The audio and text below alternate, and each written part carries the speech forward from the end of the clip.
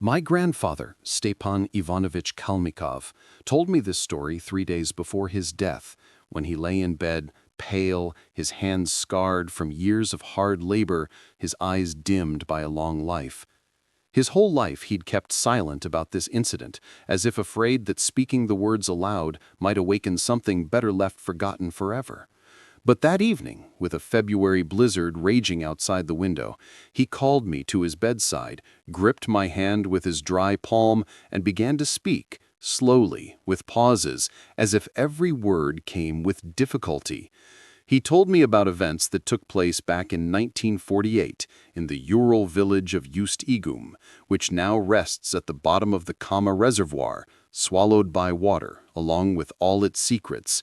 There, in the deep taiga, hunters stumbled upon a hut that had never been on their maps or in their memory, a hut with smoke rising from its chimney, though the nearest dwelling was more than 20 versts away. When they knocked on the door, an old woman opened it, withered, ancient, with eyes that held something inhuman, as if she looked not at people, but through them, into some other realm inaccessible to ordinary mortals. They were searching for a missing boy, a 13-year-old lad from their village who had gone into the forest and never returned. The old woman listened to them, standing in the doorway, and what she said, my grandfather remembered his whole life, though he could never bring himself to repeat it to me. He just shook his head and whispered that there are words better left unsaid. Those were hungry times, the post-war years. People lived half-starved, grew angry with each other, and spoke words from which the earth itself should have burned beneath their feet. And it all started with the Vorontsov family, in their crooked hut at the edge of the village, where a mother cursed her eldest son, not once, not twice, but so often that these words seemed to seep into the walls, into the stove's soot, into the cold winter air, and when they reached the ears of one who should not hear them, The Vorontsov family had lived in Ust-Igum since time immemorial, in an old hut at the very edge of the village, where the road ended and the dense taiga began, dark and silent as a deep pool. The head of the family, Mikhail Vorontsov, never returned from the war, perished somewhere near Königsberg in the spring of '45, and since then his widow Ustinya had been raising 3 children alone. The eldest, Sava, was 13, the middle child, Dunka, 8, and the youngest, Vaska, only 4. And all 3 were always hungry, ragged, with eyes in which hunger had settled permanently. Ustinya worked on the collective farm from dawn to dusk, hauling logs at timber sites, plowing frozen ground, earning labor days that weren't enough even for bread, and by evening she'd return home so exhausted she didn't have strength to lift her hand. The hut was cold, the potbelly stove devoured firewood insatiably, and there was nowhere to get more. The forest was far, there was no time, and no strength either. Sava, as the eldest male in the house, should have helped, carrying water from the ice hole in the river, chopping wood, bringing brushwood from the forest, watching the younger ones. But the boy was sullen, withdrawn, with a heavy look from under his brows, and increasingly he snapped at his mother, refused to work, or disappeared to who knows where, returning only at night. Ustinya wasn't a gentle person. War, hunger, and widowhood had made her hard as Ural stone, with hands rough from work and a voice that could drown out the howl of a winter storm. She yelled at Sava, pulled his ears, chased him around the yard with a belt, but it did no good. The boy only grew angrier, clenched his fists, and looked at his mother as if he saw her as an enemy. And then Ustinya, driven to fury, would She screamed at Sava so loudly it could be heard across the yard, maybe farther, to the neighbors' huts, to the collective farm office, all the way to the taiga itself. "May the forest demon drag you into the thicket," Ustinya shrieked when Sava refused to fetch firewood. "Be damned, you cursed child! I'd be better off without you." She'd hurl at his back when he, scowling, left the house, slamming the door so hard the windows rattled. "May the forest spirits take you! May the earth refuse to bear you!" she hissed when he, instead of helping, sat by the stove in sullen silence, staring into the fire. Ustinya didn't think about what she was saying, didn't weigh her words. They flew from her like sparks from under a hammer, hot, angry, burning, and settled somewhere in the air, soaked into the hut's logs, into the cold earth beneath their feet. The neighbor women, hearing these screams, shook their heads, crossed themselves furtively, and whispered among themselves that you shouldn't do that words have power, that the forest hears everything, and the Ural taiga especially. But Ustinya didn't listen. She had no time for omens and superstitions. She had 3 hungry mouths to feed, a cold stove, no firewood, and her eldest son, instead of being her support, had become a millstone around her neck. Sava remained silent in response to her screaming, only clenched his jaw tighter and withdrew further into himself, as if building a wall around his soul that couldn't be breached by word or affection. Sometimes, when Ustinya screamed especially long and viciously, the boy would look at her in a way that made her uneasy. Something dark, hurt, almost hateful flickered in his eyes. But she pushed these thoughts away, threw herself back into work, screamed again, cursed again, and the words multiplied like snowflakes in a blizzard. That February of 1948, the frosts were so severe that the windows in the huts were covered with ice patterns a finger thick, and by morning the water in the buckets had frozen solid. The firewood ran out completely. Ustina had burned the last bundle of brushwood a week ago, and now it was so cold in the hut that the children slept without undressing, wrapped in rags and sheepskins. Ustinya ordered Sava to go to the forest, chop at least some deadwood, gather deadfall. Without firewood, they'd simply freeze to death. This was no joke. Sava muttered something unintelligible, pulled on his torn quilted jacket, and left the hut, but not toward the forest, instead heading toward the river, and disappeared for the whole day. Ustinya waited, grew angry, seethed, and when he returned in the evening, empty-handed, sullen, silent, she exploded with such force that she herself was frightened by the power of her own voice. She screamed that he wasn't her son but a punishment, that she'd be better off if he'd never been born, that the devil should take him to the deepest thicket where wolves howl and bears sleep in their dens.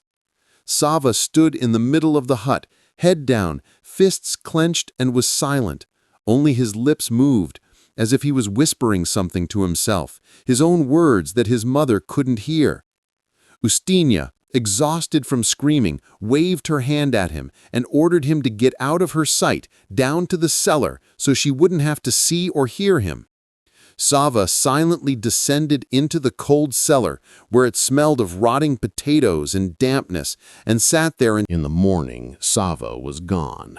Ustinya woke at dawn as usual, climbed down from the stove, glanced at the bench where her eldest slept. Empty, the blanket crumpled, still warm. She thought that maybe the boy had come to his senses, had finally gone to the forest for firewood, and went about her business, lit the pot-belly stove with the last wood chips, cooked thin soup from frozen potatoes. But when an hour passed, then another, then a third, and Sava didn't return, Ustinya grew worried. People go to the forest in daylight, and it was already approaching noon. She went out on the porch, called his name toward the forest. Silence, only the wind rustling in the bare birches and a raven cawing somewhere in the distance. A neighbor, Auntie Grusha, passing by with buckets, asked if Ustinya had seen Savka. No, she replied, he'd been gone since dawn, maybe went to the forest. Auntie Grusha frowned and said that her Petka had seen Savka the evening before last, near the outskirts, walking toward the taiga, alone, without an axe, without anything, as if going for a stroll, but yesterday no one had seen him. Ustinya went cold, so the boy hadn't slept at home, had left that very night when she let him out of the cellar, or maybe even earlier, had somehow gotten out. She rushed to the neighbors, began asking around. Someone had seen the boy the day before yesterday, some hadn't. But everyone agreed on one thing. Yesterday and today, he definitely wasn't in the village. By evening, when it grew dark and Sava still hadn't returned, Ustinya understood that something terrible had happened. The boy had disappeared, and not just disappeared, but had vanished as if dissolved into thin air. The next morning, the whole village rose for the search. This wasn't the first time in Ustigum. The taiga took its toll. People got lost, especially in winter and snowstorms. But usually they were found, alive or dead. The collective farm chairman, Kuzma Prohorovich, a heavy-set and stern man with a face weathered to redness, gathered the men at the office and divided them into groups. One group went along the Kama riverbank, checking the ice hole and the coastal ice. You never know, maybe he'd fallen through. The second headed toward the old logging sites, where they cut timber in winter. Maybe the boy had gone there and gotten lost. The third, the largest, which included experienced hunters and foresters, headed deep into the taiga, where human feet hadn't tread for months, maybe years.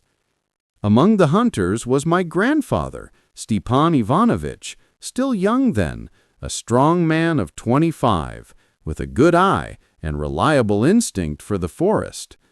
They took dogs with them, two Laikas, Sharik and Buran, who could pick up a trail even in old snow. Ustinya went too, though women usually weren't taken on such searches. She walked with the men's group, silent, with a face pale and frozen like a mask.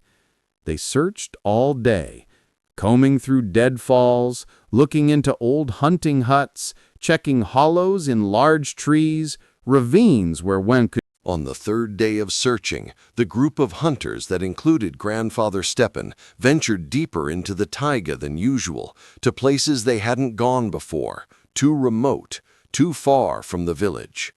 They walked in silence, struggling through snow-covered spruce forests, where branches, heavy with snow, hung so low they had to duck. The dogs walked ahead, sniffing around, but behaved strangely, first running forward, then suddenly stopping and whimpering, as if they sensed something incomprehensible, disturbing. And suddenly, Sharik, the older dog, stopped dead in his tracks, bristled and whined, quietly, pitifully, not at all like he usually barks at game. Grandfather looked ahead and was stunned. About 50 meters away, in a small clearing that he didn't remember, though he knew these places like the back of his hand, stood a hut, small, crooked, with logs blackened by time, with a roof covered in snow. But smoke was rising from the chimney, a thin gray stream climbing into the frosty air. The hunters exchanged glances. The nearest dwelling was 20 versts from here. No one lives here, and shouldn't. One of the men, Arkip, an old trapper, muttered that he'd been walking these parts for 30 years and had never seen any hut, as if it had sprouted overnight like a mushroom after rain. Grandfather stepped forward, but the dogs bolted backward, refusing to go to the hut. Sharik tucked his tail and howled, and Boron pressed against. The door didn't open right away. First came rustling, then creaking floorboards, then a bolt clicked, and on the threshold appeared an old woman, small, withered, all in dark clothes, an old patched quilted jacket, a black headscarf from under which strands of gray hair escaped, and a face so wrinkled it looked like the bark of an old oak. But her eyes were strange, either gray or yellow, like a wolf's, and they looked not at the hunters, but as if through them, somewhere into the distance, to that place where the living aren't supposed to look. Grandfather greeted her, as was proper, removed his hat, asked if she'd seen a boy, 13 years old, from Ust-Igam, missing 4 days ago. The old woman was silent, stood on the threshold, not inviting them in, not answering, only looking, and her gaze made goosebumps run down Grandfather's spine. Then she spoke. Her voice was quiet, but somehow viscous, as if she spoke not in the language people speak, but in some other, more ancient tongue. A boy, you say, and what is this boy to you? Stepan replied that the whole village was searching, that his mother was in tears, that they needed to find him before it was too late, before he froze to death. The old woman smirked, crookedly, unpleasantly, and said, "His mother in tears, you say? And why wasn't she crying before, when she was throwing around words that shouldn't be thrown?" Stepan felt the hair on the back of his neck stand up. How did the old woman know about Ustina, about her screaming and curses? The old woman, as if reading his thoughts, added, "The forest hears everything, hears and remembers." She called out, and something answered.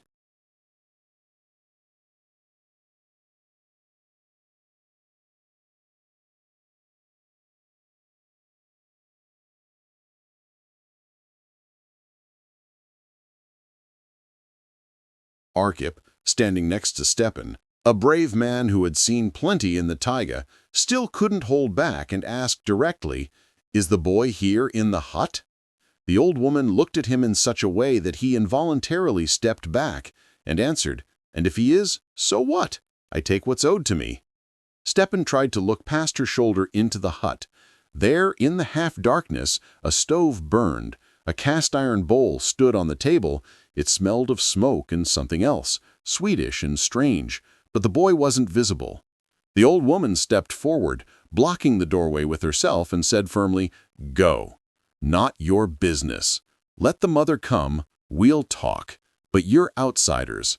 The hunters exchanged glances. Taking the boy by force, if he was there, was frightening, and unclear how. The old woman, though small, emanated something that made their hands drop of their own accord. Stepan tried once more. "Grandmother," he said, "release the boy. His mother is beside herself. The whole village is on its feet. We'll take him home, warm him, feed him." The old woman shook her head. "I won't release him. It's not my decision. Let the mother come herself if she has the courage. We'll talk, but you go." And she slammed the door right in Stepan's face so sharply that he flinched. The hunters stood a while longer, then turned and headed back, silently, dumbfounded, not understanding what had happened. Stepan tried to remember the route, noticed a distinctive tree with a fork, marked the bark with an axe so he could find it later. They retrieved the dogs, still whining and trembling, and headed to the village, but in each man's heart doubt had already crept in. Would they even find this hut again?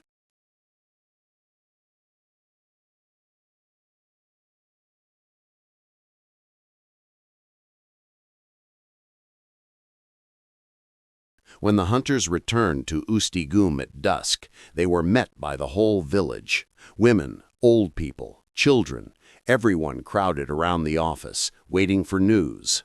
Stepan told what he'd seen, the hut, the old woman, her words about the mother, and people started talking all at once.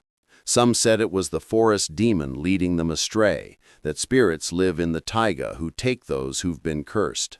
Some suggested going all together, taking the boy by force. What kind of old woman? One woman against 20 men. But the elders shook their heads. "Don't do it," they said. "You don't mess with such things. Better let the mother go since the old woman demands her." Ustina stood to the side, pale, with eyes red from tears, and listened to what they were saying, and when Stepan repeated the old woman's words, that she'd called him herself, she should take him back herself, Ustina suddenly sagged, as if she'd been cut down, and grabbed the doorframe. She understood this was her fault, her words, her curses that she'd thrown at Sava like stones, and now payment had come. The chairman, Kuzma Prokhorovich, said sternly, "Ustina, if the old woman demands you, go. Maybe she'll give the boy back if you ask properly." Ustina nodded, wiped her tears with her fist, and said quietly, "I'll go. At dawn I'll go." That night she didn't sleep, sat by the stove, stared into the fire, and cried, quietly so the children wouldn't hear. And before dawn Stepan came to her and explained the route. North, through the spruce forest, to a large pine with a fork where he'd made a mark, and there, he said, you'll see for yourself if the forest wants to show you. Ustinya walked into the forest with a heavy heart, as if carrying a sack of stones on her shoulders. That's how heavily the guilt, fear, and despair weighed on her. She walked slowly, stumbling over roots and snowdrifts, her lips whispering a prayer. Lord, have mercy. Lord, forgive. Though she herself didn't really know from whom she was asking forgiveness, from God or from her son. The forest greeted her with silence. No wind, no birds, only the crunch of snow under her felt boots and her own breath escaping as steam in the frosty air.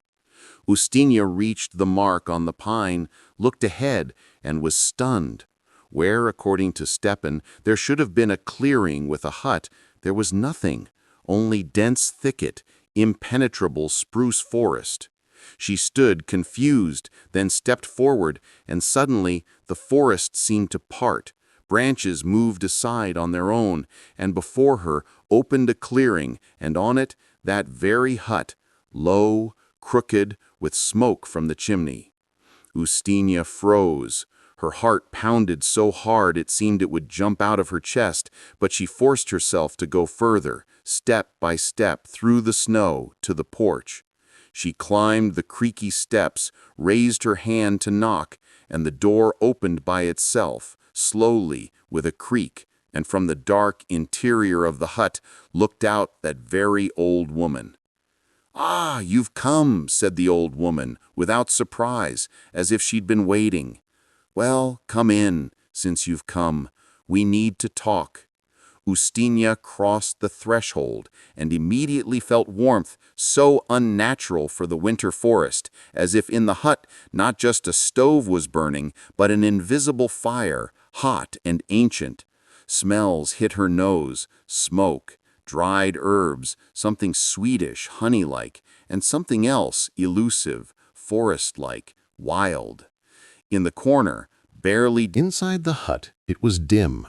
Only the stove burned, casting dancing shadows on the walls, and a wood splinter stood on the table, smoking weakly. In the corner, on a bench, back to the wall, sat Sava, alive, whole, in the same quilted jacket he'd left in. But his face was haggard, his eyes sunken, and he looked at his mother as if seeing her for the first time in his life. Ustinya rushed to him. "Savka, son!" But the old woman stepped forward and blocked the way, extending her hand. "Wait," she said harshly. "He's not yours yet. First, we talk." Ustinya stopped, gasping, and the old woman pointed to a stool by the table. "Sit down." Ustinya sat, not taking her eyes off her son. Sava was silent, didn't even move, as if turned to stone. Only his fingers moved weakly, clutching the edge of his jacket. The old woman sat opposite, placed her sinewy hands on the table, and began to speak, slowly, as if weighing each word. "Do you know why he's here?" Ustinya shook her head. "No, I don't know. Let him go, I beg you." The old woman smirked. "You called him here yourself, with every word, every curse. 'May the forest demon take you,' you said. Well, he took him. 'Be damned,' you screamed. Well, he's damned. Words aren't empty sounds, woman. They live, they walk, they find the one they're meant for." Ustinya turned even paler. Her lips trembled, tears streamed from her eyes, and she whispered, choking, "I didn't mean to, Lord. I was just tired, angry. I didn't think." The old woman nodded. "You didn't think, but you should have. Now think." Silence hung. Ustinya wiped her tears, raised her eyes to the old woman, and asked in a trembling voice, "What should I do? Tell me. I'll do anything. Just give me back my son." The old woman tilted her head to the side, looked at her studiously, then said, "Do 3 things. You'll take him. Don't do them. He stays here, with me, forever." Ustinya nodded, ready for anything. "Tell me what to do." The old woman stood, approached the stove, took the poker, and drew 3 lines on the floor with it. The first thing she said, "You'll spend the night here, alone. I'll leave. And him," she nodded at Sava, "I'll take too. You'll stay alone until dawn. What you see, what you hear, endure it. Don't leave the hut, no matter what. If you leave, you'll lose him forever." Ustinya swallowed, nodded. "All right, I can manage." The old woman continued, "The second thing, you'll give up what's most precious. You'll understand what it is when the time comes." Ustinya thought, what did she have that was precious? Only her wedding ring, the only memory of her husband, which she hadn't removed once since 45. Her heart clenched, but she nodded again. "I'll give it up, if I must." The old woman looked at her carefully, as if checking whether she was telling the truth, then nodded with satisfaction and said, "The third thing, you'll go to the stream beyond the spruce forest. Fill a sack with stones. 1 stone for each evil word you said to your son. You'll count them aloud. Remember each one. Then bring that sack here, by yourself, without help." Ustinya imagined how many words she'd said and went cold. The sack would be heavy, impossibly heavy, but there was no choice. "I'll do it," she said firmly. "I'll do everything."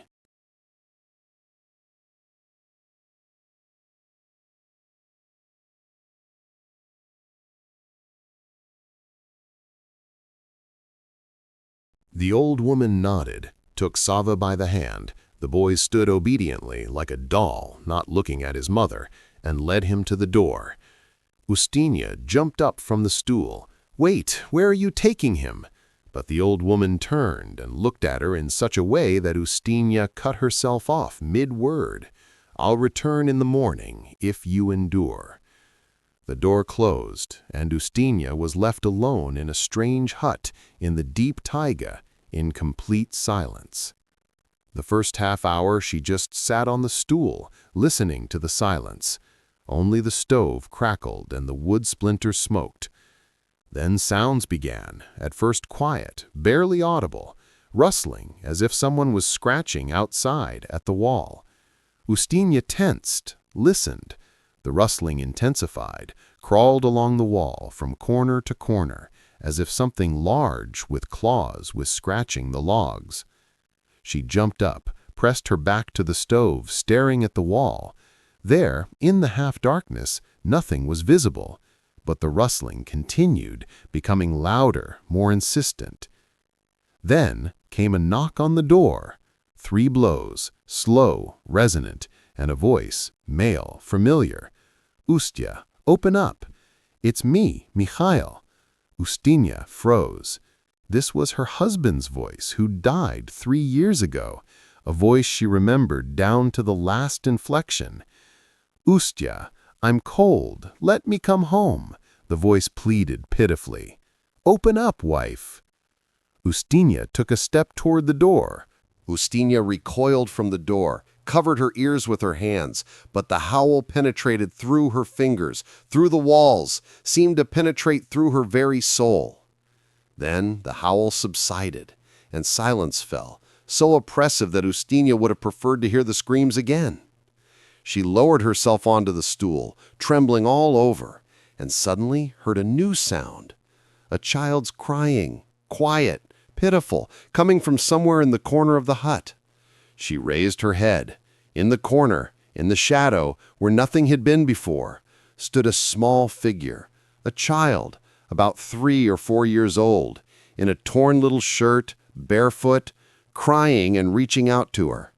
Ustinya recognized him. It was Vaska, her youngest. But how did he get here? She'd left him at home with the neighbor. The child stepped forward into the light from the wood splinter, and Ustinya cried out. His face wasn't childlike, but old, wrinkled, with empty eye sockets instead of eyes. "Mama!" he called in a thin voice. "Mama, I'm cold! I'm freezing!" Ustinia squeezed her eyes shut with all her might, shook her head. "This isn't Vaska. It's not him. It's not him," she repeated like an incantation, clenching her fists until it hurt. When she opened her eyes, the corner was empty. The child was gone. Only shadows danced on the walls. But now, on the table before her, stood a coffin, small, child-sized, with an open lid, and inside lay someone covered with a white cloth. Ustinia didn't want to look, but it was as if an invisible hand pushed her forward, forced her to approach, to look, and there, under the cloth, lay Sava, with closed eyes, pale, dead, with a waxy face. Ustinia sat out the rest of the night in darkness, pressed against the stove which gradually cooled, and prayed, whispered prayers that she remembered that her mother had taught her. The sounds continued, now knocking, now scraping, now voices calling her by name, but she no longer reacted, only clenched her teeth and waited for dawn, repeating to herself, "I'll endure, for Savka's sake, I'll endure."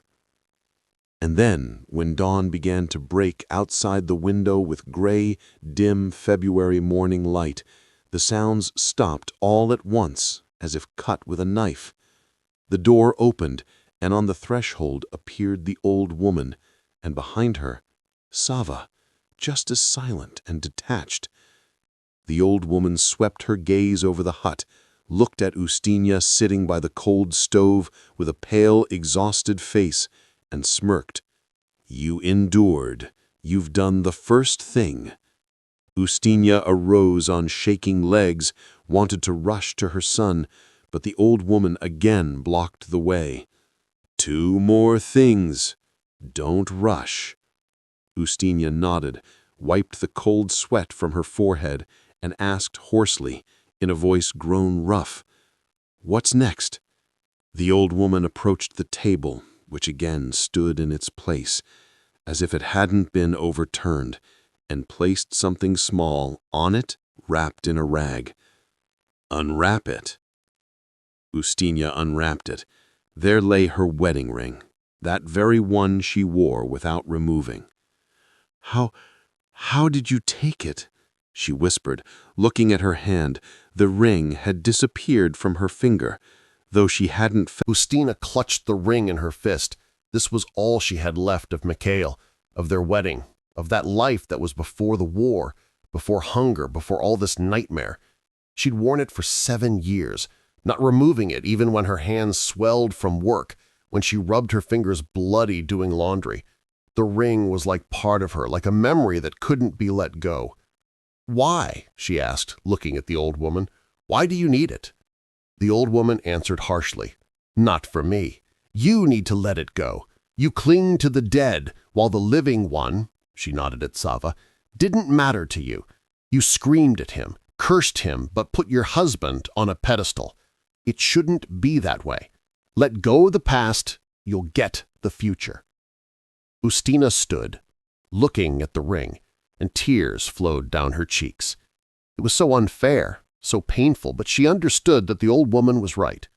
She had loved the memory of her husband more than her living son. And Sava felt it, and from this he grew embittered, withdrew into himself, became a stranger. Ustina stepped to the stove, where coals still smoldered, opened her fingers, and dropped the ring into the fire. It fell with a quiet clink, flashed one last time with a golden gleam, and disappeared in the ashes. "Forgive me, Misha," she whispered, looking into the fire. "Forgive me for letting go, but I need to protect the living." The old woman nodded. "The second thing is done. One more remains, the hardest." She pulled out from under the bench a sack, burlap, rough, empty, and handed it to Ustina. "Go to the stream beyond the spruce forest. Gather stones. 1 stone for each evil word. Say out." Ustinia left the hut and went where the old woman had shown, down the slope, through the spruce forest where the snow lay deep and untouched. She walked slowly, with a heavy heart, understanding that now she had to remember and speak aloud all those terrible words she'd thrown at Sava. About 20 minutes later, she came to a stream, a small river frozen over in winter. Only here and there you could see openings where black water showed through. Ustinya couched by the bank, took the first stone, small, fist-sized, covered with frost, and said aloud, "This is for saying, may the forest demon drag you into the thicket, last winter when he didn't bring firewood." She placed the stone in the sack. Took the second. "This is for shouting, be damned," in December when he refused to carry water. The third stone. "This is for I'd be better off without you." Said it many times, can't count 'em all. With each stone the sack became heavier, and in Ustinya's soul something tore, as if an old wound was opening anew. She remembered how she screamed, how she beat Saba, how she wished he would fall through the earth, how she said he wasn't her son, but a curse, a burden, a millstone around her neck. The stones multiplied, 10, 20, 30, and the sack was already hard to lift. The burlap fabric stretched, seams cracked. Ustinya counted, cried, spoke aloud, and each word echoed as pain in her chest, as if she wasn't putting in stones, but tearing out pieces of her own heart. When she counted 52 stones, she stopped. She couldn't remember more, or didn't want to, or simply her strength ran out. Her hands were numb from cold. Ustinya walked uphill through the forest to the hut, and each step came with agonizing difficulty. Her feet sank into the snow knee-deep. Her breathing broke. Her back burned with pain. The sack straps cut into her shoulders, but she walked stubbornly, step by step, gritting her teeth. She fell several times. The sack slipped sideways, threatened to overturn. Stones rumbled inside. But each time she caught it, got up, and walked on, grabbing on to trees. The path that she'd walked in half an hour in the morning now stretched to several hours. The sun was already setting when she finally saw ahead the clearing and the hut. Her strength was exhausted, her vision darkened, her hands trembled, her legs gave way, and right before the porch, Ustinya fell to her knees. The sack crashed beside her, and she just lay in the snow, breathing heavily, unable to move. The old woman came out on the porch, looked down at her, and asked, "Heavy?" Ustinya nodded, not raising her head, croaked with her last strength, "Heavy." The old woman descended, approached the sack, untied it, looked inside, and nodded with satisfaction. "That's how heavy your words were for him, each one like a stone on his soul. You carried them for half a day and almost died. He carried them for years." She poured out the stones by the hut's threshold. They lay in a pile, gray, cold, ordinary Ural stones, nothing special. But for Ustinya it was a whole mountain of guilt. "Now they lie here," said the old woman, "removed from your soul. You've done." Ustinya rose, swaying, barely standing on her feet, approached her son and embraced him, firmly, desperately, as she had never embraced him, it seemed. Sava didn't pull away, just stood there, then slowly, uncertainly raised his hands and embraced her in return, awkwardly but still, and Ustinya felt how he trembled. His whole body trembled, as if only now thawing after a long cold. She pressed him to her tighter, buried her face in his shoulder and whispered, "Forgive me, son, forgive me." Sava was silent, only squeezed her tighter in his embrace, and she felt something warm on her neck. Tears. He was crying, quietly, silently, for the first time in all these years. The old woman watched them, then said, "Go, take him away. But remember, I've taken your words. They lie in stones now. But payment will still come. In half a year, in a year, it will come. That's the law. What you took, you'll return." Ustinya nodded, not asking what payment meant. She just took Sava by the hand and led him away from the hut, into the forest, toward the road home. She looked back in farewell, and the hut was already gone, only an empty clearing and a pile of stones where the threshold had been, a gray pile in the middle of white snow. They walked in silence for a long time.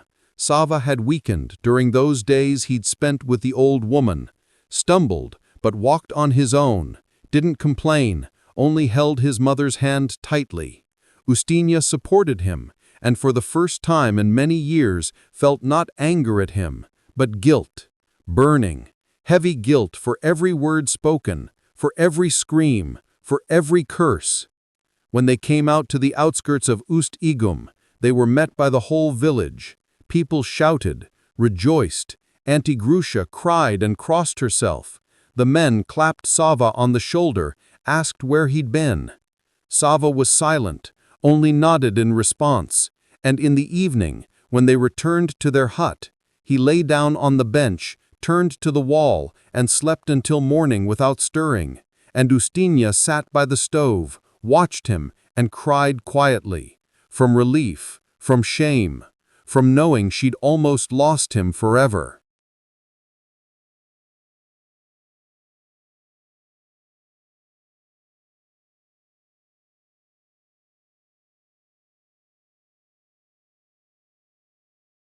The next day, Sava got up, went out to the yard, took an axe, and went to the forest for firewood on his own, without reminders, and returned with a bundle of dry branches. From that day, something changed in him. He no longer snapped back, didn't scowl from under his brows, didn't disappear from home to who knows where. He worked silently, helped his mother, carried water, chopped wood, watched the younger ones, did everything that the eldest in the family should do. But he spoke little, very little, as if his words too had remained in that hut, along with his mother's stones, and now he weighed each word before speaking. Ustinya didn't question him, what he'd seen there, what the old woman had told him, what she'd fed him. She was afraid of disrupting the fragile truce between them, afraid of saying something wrong again. They lived quietly, carefully, as if walking on thin ice, afraid of falling through, and between them hung some invisible wall that neither dared to destroy. The neighbors marveled. How Savka has changed, as if he'd been replaced. Used to be a troublemaker, and now he's a worker, a helper, walks arm in arm with his mother. Ustinya also changed, no longer screamed, didn't curse, weighed her words before speaking, and if her heart began to boil, she remembered that pile of stones by the threshold of the vanished hut and bit her tongue. Spring came, then summer. They lived, worked. Hunger gradually receded. At the collective farm, they started giving more bread for Labor Days, and life, it seemed, was getting better. Sava even began to smile sometimes, rarely, but still, and for Ustinya it was like sunshine after a long winter. But sometimes, looking at her son, she noticed that he looked somewhere into the distance, toward the forest, and in his eyes flickered something anxious, as if he was waiting for something or afraid of something. And in autumn, when the first snow fell, Ustinya began to notice strange signs. A raven sat on the roof of their hut and cawed for 3 days straight without flying away. The daub howled at night long and pitifully, and she had troubling dreams, dark ones, where she again walked through the forest with a sack of stones. But it happened in November, when the frosts hadn't yet set in, but snow was already knee-deep, and the children ran around the yard, played snowball fights, built forts. Vaska, the youngest, 4 years old, was the most energetic, running, shouting, laughing, and Ustinya, watching him from the window, thought that at least one of the children was growing up carefree, not knowing the nightmare that she and Sava had experienced. In the evening she sent Dunka to the barn for flour, and herself went to milk the goat, leaving Vaska in the yard. "Play here, don't go anywhere, we'll have dinner soon." When she returned with a pail of milk about 15 minutes later, Vaska wasn't in the yard. She called, no answer, Only the wind howling and snow swirling. She ran around the yard, nothing. Looked in the shed, empty. Asked Danka. She said she'd seen Vaska run beyond the gate to the bathhouse, probably looking for the dog. Ushchinya rushed there, her heart pounding terribly, and she felt a chill run down her spine, and her heart dropped. By the bathhouse, in a snowdrift, lay Vaska, small, motionless, with blue lips all covered with snow. She snatched him up in her arms. He was cold, not breathing, eyes closed, icy like a doll. She screamed, shook him, called. It didn't help. The body was already stiff. Neighbors came running to her screams, tried to warm him, rubbed him with snow, with vodka, carried him to the hut, put him on the stove. Useless. Vaska had frozen, went beyond the gate, got absorbed in play. Suddenly a blizzard rose, white blindness, and he got lost literally 10 steps from home, couldn't find his way back, froze in a snowdrift. Ushchinya sat on the floor of the hut, clutching her dead son to her chest, and wailed. Vasha was buried on the 3rd day at the village cemetery in a small coffin that the neighbors knocked together from boards. Ustinya stood by the grave, dry-eyed, silent. The tears had run out the first night. Now inside there was only emptiness, black, icy. Sava held her by the arm, not letting her fall, and himself was quiet as stone, didn't say a word. After the funeral, Ustinya didn't leave the hut for 3 days, lay on the stove, turned to the wall, didn't eat, didn't drink, only sometimes whispered something, maybe prayers, maybe curses at herself. No one heard. On the 4th day, she got up, washed, dressed, and said to Sava, "We have to live. You and Dunka are left. I'll live for you." And she began to live, worked, cooked, went to the collective farm, but something in her had broken completely, as if the core on which she held herself had snapped in half. Sava understood. This was payment, that same payment the old woman had spoken of. And his mother understood too, but they never spoke of it aloud, carried this secret within themselves like a stone. They lived in silence, side by side, 2 people bound by one terrible secret that couldn't be told to anyone, and between them lay as if the shadow of little Vashka, a shadow that would never disappear. The village lived its life. People worked, bore children, buried the old.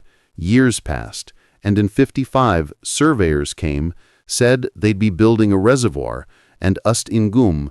By 1956, Ust-Igum was empty.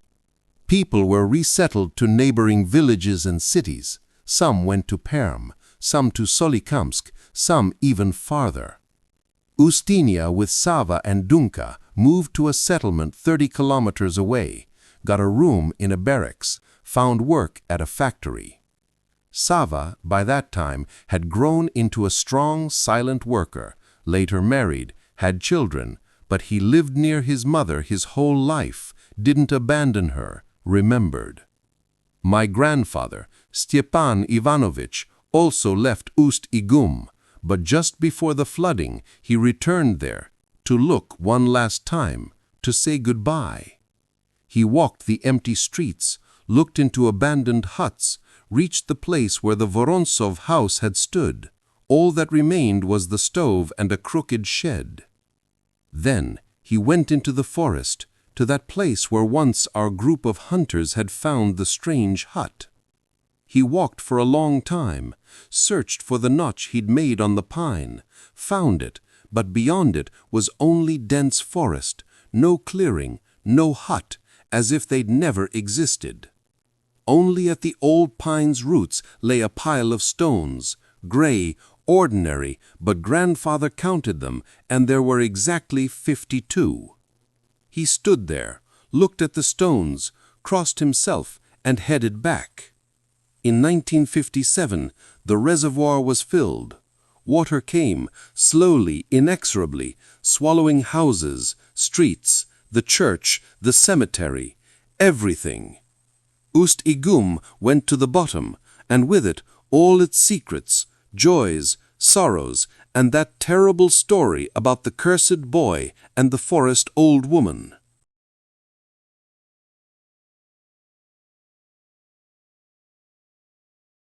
My grandfather Stepan lived a long life. He worked, raised children, grandchildren appeared. He grew old, and all these years he kept silent about what he'd seen in the taiga. Only once, in the late 70s, when they were sitting with other old-timers from Ust-Igam at someone's anniversary, and everyone was remembering the old village, someone mentioned the Vorontsov family. They said that Ustina had died in the 60s, quietly in her sleep, and Sava lived until the 80s, worked at a factory, was a good person, quiet, helped everyone, but never spoke much. And one old woman, Auntie Motya, who'd been a neighbor of the Vorontsovs, said quietly, "Strange family they were. First the eldest disappeared, then came back, but different, as if not himself. Then the youngest froze, right in their yard, 10 steps from home, as if something was taking them, one by one. Everyone fell silent, and grandfather wanted to say something, to tell about the hut, about the old woman, about the stones. But he bit his tongue, didn't say anything. He was afraid that they wouldn't believe him, or worse, that they would. And he carried this story within himself, like a heavy burden, until that February evening when he called me to his bedside and told me everything. He spoke for a long time until nightfall, and when he finished, he looked at me with faded eyes and said, "Remember, boy, words have weight. Every word you say to a loved one, it's either a stone or a feather. Stones pull to the bottom. Feathers lift up. Choose carefully." 3 days later, he died, and I was left with this story, which I've now told you.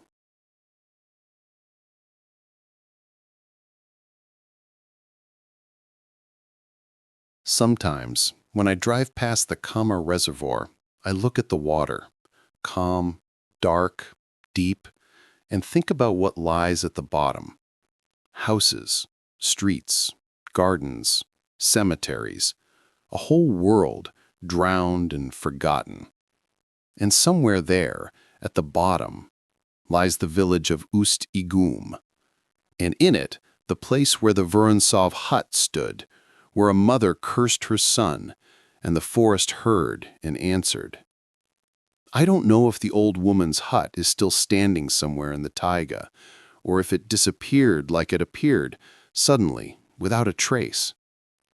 I don't know if those stones still lie at the old pine's roots, or if they've been scattered, overgrown with moss, become part of the forest. But I know one thing. That story my grandfather told me changed me. I began to weigh my words more carefully, especially with loved ones. Because words truly have power. They can kill, they can save, they can curse, they can bless. And when I became a father myself, I remembered that story every time anger rose in me, every time I wanted to say something harsh to my son. And I bit my tongue, took a breath, and found other words, not stones, but feathers. Because I don't want my son to have to walk through the taiga with a sack of my words, heavy as stones, just to earn forgiveness. That's the whole story. Believe it or don't, that's your choice. But if you have children, remember, the forest hears.